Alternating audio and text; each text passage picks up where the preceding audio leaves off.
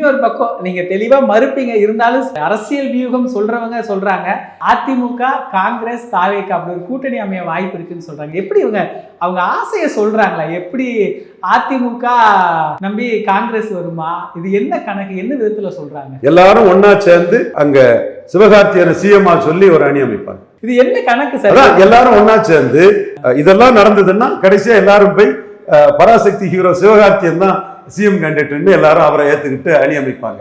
இந்த மாதிரி பிராண்டிங்கை வச்சு ஜான் ஆரோக்கியசாமி பல கதைகளை விட்டுட்டு இருக்கிறாரு. அவர் ஊதி பறக்கக்கூடிய பலூன்ல ஏட்டு சொரக்காயில ஊசியை வச்சு குத்தி பொட்டி தெரிக்கக்கூடிய வேலையை ஆர்டி பண்ணிட்டு இருக்கிறாங்கிறது தமிழ் மக்களுக்கே தெரியும். விஜய்க்கு தரப்போட அந்த போலி பிரச்சாரத்தை தமிழிசைகள் விழலாம், நயனார்கள் விழலாம், பாவம் அவர்கள் விழுந்து விட்டு போகட்டும்.